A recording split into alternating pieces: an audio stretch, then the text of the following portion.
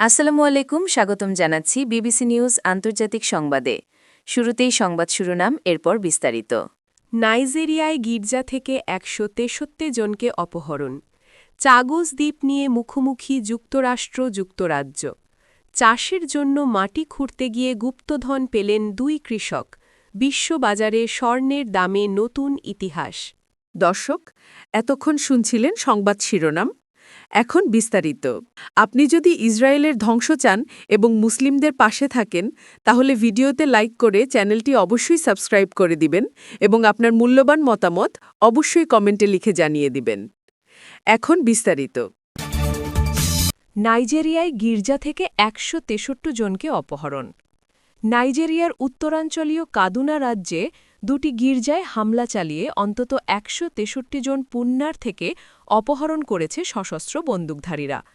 গত রোববার সাপ্তাহিক প্রার্থনা চলাকালে এই অপহরণের ঘটনা ঘটে।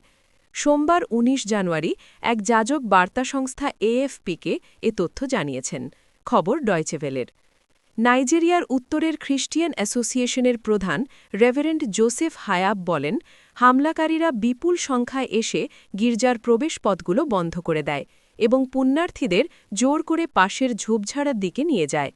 জোসেফ হায়াব বলেন, মোট ১৭২ জনকে ধরে নিয়ে যাওয়া হয়েছিল, তবে ৯ জন পালিয়ে আসতে সক্ষম হন।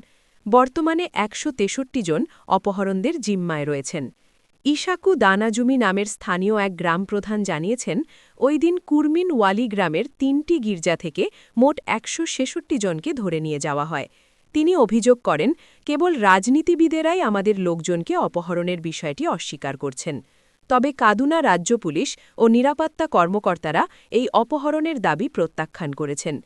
রাজ্য পুলিশ কমিশনার মোহাম্মদ রাবিউ স্থানীয় একটি টিভি চ্যানেলে বলেন, এখন পর্যন্ত অপহরণের কোনো প্রমাণ তাদের কাছে নেই।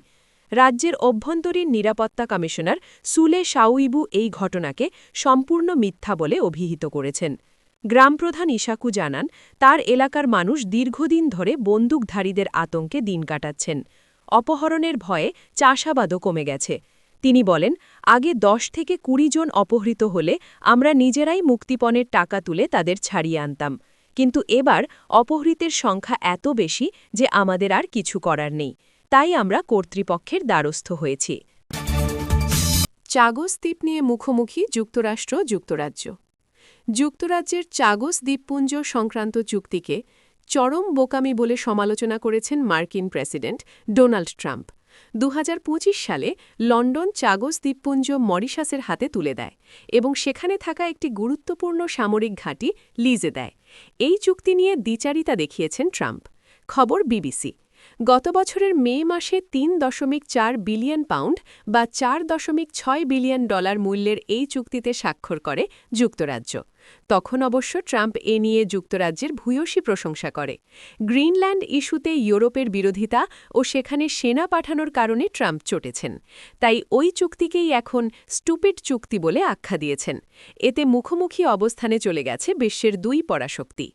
যুক্তরাজ্য মরিশাসের চুক্তি অনুযায়ী চাগোস দ্বীপপুঞ্জের সবচেয়ে বড় দ্বীপ দিয়েগো গার্সিয়ায় অবস্থিত যুক্তরাষ্ট্র-যুক্তরাজ্যের যৌথ সামরিক ঘাঁটির নিয়ন্ত্রণ যুক্তরাজ্য নিজের কাছেই রাখবে। এর আগে মার্কিন পররাষ্ট্রমন্ত্রী মার্কো রুবিও এই চুক্তিকে একটি ঐতিহাসিক সাফল্য হিসেবে বর্ণনা করেছিলেন। তবে মঙ্গলবার ট্রাম্প এটিকে সম্পূর্ণ দুর্বলতার প্রকাশ বলেন। মার্কিন প্রেসিডেন্ট বলেন, এই চুক্তি তার গ্রিনল্যান্ড অধিগ্রহণের প্রচেষ্টার পেছনে থাকা জাতীয় নিরাপত্তাজনিত বহু কারণের দীর্ঘ তালিকার একটি।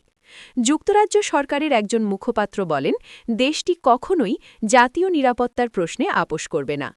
লন্ডন চাচ্ছে প্রধানমন্ত্রী ও মার্কিন প্রেসিডেন্টের ব্যক্তিগত সম্পর্ক কাজে লাগিয়ে এই উত্তেজনা কমাতে। মঙ্গলবার ২০ জানুয়ারি ট্রাম্প ট্রুথ সোশ্যালে লিখেছেন, অবিশ্বাস্য হলেও সত্য, যুক্তরাষ্ট্রের এক গুরুত্বপূর্ণ সামরিক ঘাঁটি থাকা সত্ত্বেও তাদের ন্যাটো মিত্র যুক্তরাজ্য কোনো স্পষ্ট কারণ ছাড়াই দিয়েগো গার্সিয়া দ্বীপটি মরিশাসকে দেওয়ার পরিকল্পনা করছে। চাষের জন্য মাটি খুঁড়তে গিয়ে গুপ্তধন পেলেন দুই কৃষক। পোল্যান্ডের বাকোইক উইকি এলাকায় নিজের জমিতে চাষের কাজ করতে গিয়ে অভাবনীয় এক গুপ্তধনের সন্ধান পেয়েছেন দুই কৃষক। জমি চাষের জন্য মাটি খুঁড়তে গিয়ে তাদের নাঙলের ফলায় উঠে আসে একটি সিরামিকের পাতিল। কৌতূহলবশত সেটি পরীক্ষা করতেই দেখা যায় পাতিলের ভেতরে সযত্নে রাখা ছিল ১৬২টি প্রাচীন রৌপ্য মুদ্রা। প্রত্নতাত্ত্বিক বিশেষজ্ঞরা উদ্ধার হওয়া মুদ্রাগুলো পরীক্ষা করে জানিয়েছেন এগুলো মূলত ১৬৬০ থেকে ১৬৮০ সালের মধ্যবর্তী সময়ের। সবচেয়ে মজার বিষয় হল এই মুদ্রাগুলো কেবল কোনো প্রতীকী সংগ্রহ ছিল না, বরং সেই যুগে এগুলো মানুষের দৈনন্দিন কেনাকাটা ও লেনদেনে ব্যবহৃত হতো। পাতিলটির ভেতরে মুদ্রার পাশাপাশি আরও কিছু ঐতিহাসিক সামগ্রী পাওয়া গেছে, যা ওই সময়ের পোলিশ নাগরিকদের জীবনযাত্রা ও সংস্কৃতি বুঝতে গবেষকদের দারুণভাবে সাহায্য করবে। অমূল্য এই সম্পদের খবর জানাজানি হতেই পোল্যান্ডের প্রত্নতত্ত্ব বিভাগ দ্রুত ওই এলাকাটি ঘিরে ফেলে এবং পেশাদার পদ্ধতিতে খনন কাজ শুরু করে। তারা ধারণা করছেন মাটির নিচে আরও ঐতিহাসিক নিদর্শন লুকিয়ে থাকতে পারে, যা ১৬৫০ পরবর্তী সময়ের পোলিশ ইতিহাসের অনেক অজানা তথ্য উন্মোচন করবে। সাধারণ দিনের মতো কাজ শুরু করা কৃষকের জীবনে এই আকস্মিক প্রাপ্তি যেমন আলোড়ন সৃষ্টি করেছে, তেমনি এই আবিষ্কার দেশটির প্রত্নতাত্ত্বিক গবেষণায় এক নতুন মাত্রা যোগ করবে বলে আশা করা হচ্ছে। উদ্ধারকৃত সমস্ত সামগ্রী বর্তমানে গবেষণার জন্য রাষ্ট্রীয় হেফাজতে নিয়ে যাওয়া হয়েছে। বিশ্ববাজারে স্বর্ণের দামে নতুন ইতিহাস। বিশ্ববাজারে লাফিয়ে লাফিয়ে বাড়ছে স্বর্ণের দাম। এতে ইতিহাসে প্রথমবারের মতো বিশ্ববাজারে প্রতি আউন্স মূল্যবান এই ধাতুর দাম $৪,৭০০ ছাড়িয়েছে। মঙ্গলবার ২০ জানুয়ারি স্পট মার্কেটে স্বর্ণের দাম ০.৭% বেড়ে প্রতি আউন্স $৪,৬৯৯.৯৩ পৌঁছেছে।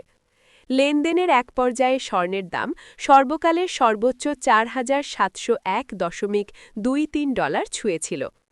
বার্তা সংস্থা রয়টার্সের এক প্রতিবেদনে বলা হয়েছে, ফেব্রুয়ারিতে ডেলিভারির জন্য যুক্তরাষ্ট্রের স্বর্ণের ফিউচার ২.৪% বেড়ে প্রতি আউন্স $৪,৭০৬.৫০ লেনদেন হয়েছে। এদিকে স্পট সিলভারের দাম প্রতি আউন্স $৯৪.২৭ দাঁড়িয়েছে। যদিও সেশনের শুরুতে রূপার দাম রেকর্ড সর্বোচ্চ $৯৪.৭২ পৌঁছেছিল। বিশেষজ্ঞরা বলছেন, মার্কিন প্রেসিডেন্ট ডোনাল্ড ট্রাম্পের ইউরোপীয় মিত্রদের ওপর অতিরিক্ত শুল্ক আরোপের হুমকিতে বৈশ্বিক অনিশ্চয়তা বেড়েছে। এর প্রভাবে বিনিয়োগকারীরা ঝুঁকিপূর্ণ সম্পদ ছেড়ে নিরাপদ আশ্রয় হিসেবে স্বর্ণ ও রূপার দিকে ঝুঁকছেন। ফলে বিশ্ববাজারে প্রথমবারের মতো স্বর্ণের দাম $৪,৭০০ প্রতি আউন্সের সীমা অতিক্রম করেছে। কেসিএম ট্রেডের প্রধান বাজার বিশ্লেষক টিম ওয়াটারার বলেন, আন্তর্জাতিক বিষয়ে ট্রাম্পের বিঘ্নকারী নীতিগত দৃষ্টিভঙ্গি এবং সুদের হার কমানোর আগ্রহ মূল্যবান ধাতুর জন্য অনুকূল পরিবেশ তৈরি করেছে। ট্রাম্পের দ্বিতীয় মেয়াদ এখন পর্যন্ত স্বর্ণ ও রূপার জন্য আশীর্বাদ স্বরূপ, আর তার অপ্রচলিত রাজনৈতিক অবস্থান এই ধাতুগুলোর দামের ঊর্ধ্বগতিকে আরও ত্বরান্বিত করছে।